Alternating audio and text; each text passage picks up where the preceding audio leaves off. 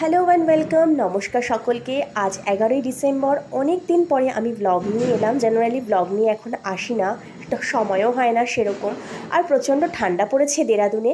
আজ সকালে 7:30টায় উঠে গিয়েছি, আর তখন প্রায় 8 ডিগ্রি ছিল, কিন্তু মনে হচ্ছিলো যেন 6 ডিগ্রি। আর বাইরে তো বেশ ঠান্ডা ছিল, কিন্তু রোদ্দুর হালকা হালকা উঠে গিয়েছিল। আর এই এত ঠান্ডাতেও কোনো দিন কেউই বসে থাকে না, সবাই সবার কাজ করতে থাকে। সকাল থেকে উঠেই সবার মতো যে যার মতো কাজ করতে থাকে, কারণ কাজ তো করতেই হবে, ঠান্ডা পড়ুক আর গরম। সেই কারণে আমিও উঠে গিয়েছিলাম, যদিও আমার লেট হয়ে যায় আজকাল উঠতে, এটা কোনো সময় নয়, আরও আগে ওঠা উচিত, কিন্তু তবু আমি ভীষণ ঘুম কাতুরে, আর এমনিতেই ঠান্ডার জন্য প্রত্যেক দিনই লেট হয়ে যায়।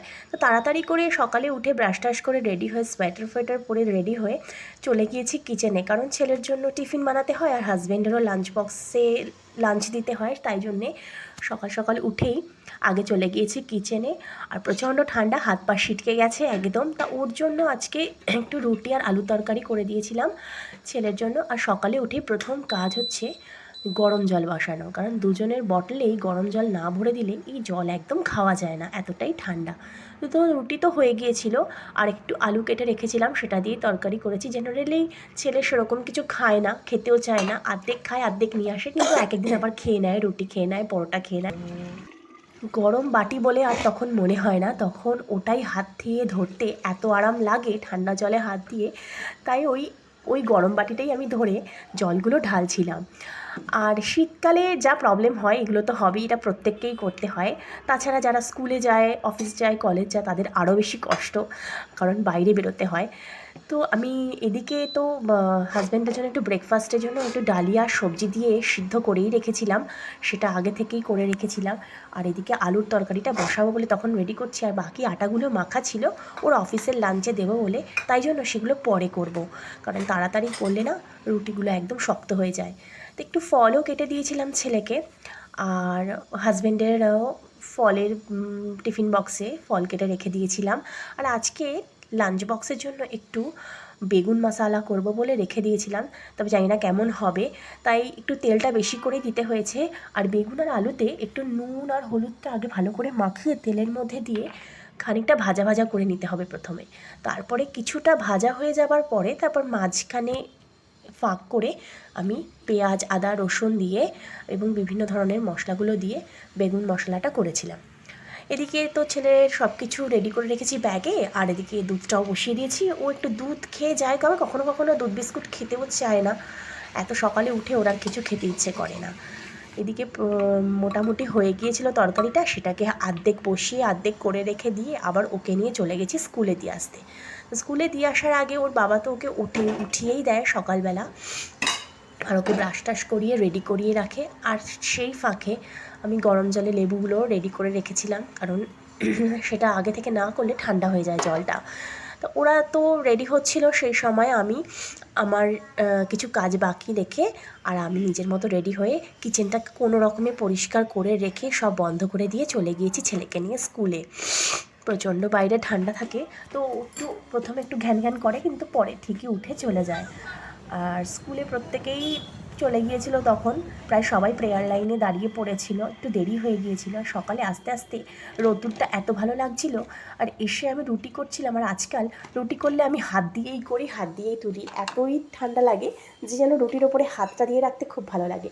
আর এই বেগুন মশলাটা হয়ে গিয়েছিল, কিন্তু লাস্টে একটু মশলা দিয়ে আর দই দিয়ে আমি ওটা নামিয়ে নিয়েছিলাম। তো দেখতে তো ভালোই হয়েছিল, জানি না কেমন খেতে হয়েছে। তো ব্রেকফাস্টে একটু চা আর ডালিয়া দিয়ে দিয়েছি। তারপরে ছেলের জন্য দুপুরবেলায় ওর জন্য একটুখানি সবজি তরকারি আর ডাল বসিয়ে দিয়েছি। সবজি তরকারির মধ্যে ছিল পটল আর সবজি, আর নানান রকম সবজি আর আলু দিয়ে করেছিলাম। এদিকে সকাল সকাল তো আমার ঘর ঝাড় দেওয়া মোছা হয়েই গিয়েছিল, এইবার স্নান টান করবো, কিন্তু তার আগে আমি একটু বালিশপত্র বিছানাপত্রগুলো নিয়ে ওপরে ছাদে যাই। হাজব্যান্ড তো প্রায় 10টার আগেই বেরিয়ে গিয়েছিল খেয়ে দে। আর বাইরেটা বেশ সুন্দর লাগছে, রোদ্দুর ঝলমলে, মাঠে পাখিগুলো খাচ্ছে, দেখতেও খুব ভাল লাগে। সকালবেলা এই সময়টা আমি একটু মাঝে মাঝে দাঁড়িয়ে দাঁড়িয়ে দেখি বাইরেটা, যে ওরা কি করে, পাখিগুলো আসে যায়, জল খায়, নানান রকম ক্ষেতের মধ্যে জিনিস পড়ে থাকে ওদের খাবার, সেগুলোও খায়। আর আমার জন্য কালকে রাত্রের একটু তড়কা ছিল, আমি সেটা দিয়ে একটু ব্রেকফাস্টটা সেরে নিয়েছি। আজকে আর কিছু করবো না, আর একটু চিকেন ছিল, সেই জন্য চিকেনটা দিয়ে রাত্রে কিছু করবো বলে রেখে দিয়েছি। দেখা যাক রাতে কি করা যায় চিকেনটা দিয়ে। এদিকে ভাত ডাল তরকারি সবই তো রেখে দিয়েছি, গুছিয়ে ছেলের জন্য আর একটু ওপরে গিয়ে ছাদে জামা কাপড়গুলো দিয়েছিলাম।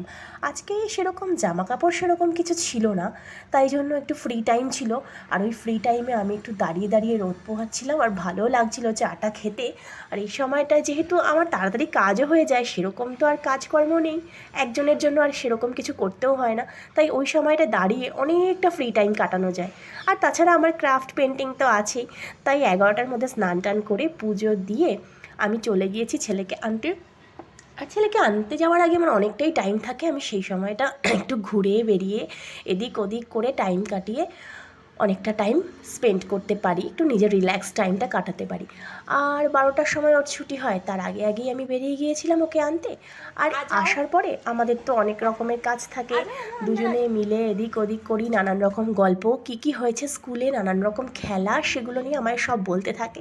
তো যাই হোক, এই করতে করতে আমাদের 1:30 বেজে গিয়েছিল। আর 1:30টার পরে আমরা লাঞ্চ করতে বসেছিলাম। লাঞ্চ টাঞ্চ করে আমরা কিছুক্ষণ ছাদে একটু টাইম স্পেন্ড করি, কারণ প্রচণ্ড ঠান্ডার মধ্যে একটু ছাদে গিয়ে দুপুরবেলা রোদটা না পোহালে ভালো লাগে না। আর এই দূর থেকে দেরাদুন এমনই একটা শহর, চারদিক দিয়ে পাহাড়ে ঘেরা, আর এই দূর থেকে এই পাহাড়গুলো দেখতে এত ভালো লাগে, যেন মনে হয় পাহাড়গুলো এত কাছে, যেন মনে সারাক্ষণই মনে হয় দেখতেই থাকি দেখতেই থাকি। আমি প্রতিদিন উঠেই এই পাহাড়গুলোকে দেখতে থাকি। আর রাস্তাঘাট, নানান রকমের লোকজন, দেখতে ভীষণ ভালো লাগে। এই রোদের সময়, বিশেষ করে শীতে এই রোদ পোহাতে পোহাতে এই দৃশ্যটা দেখতে যেন মন জুড়িয়ে যায়। তাই দেরাদুনে যারাই এসেছেন বা থাকেন, প্রত্যেকেরই ভালো লাগবে, বিশেষ করে প্রাকৃতিক সৌন্দর্যের জন্য। তাই আমি সবসময় মনে করি যে এই এত সুন্দর প্রকৃতির মধ্যে আছি, খুব ভালো আছি। আশা ফিরবো আবার নতুন ব্লগ নিয়ে। নমস্কার, টাটা।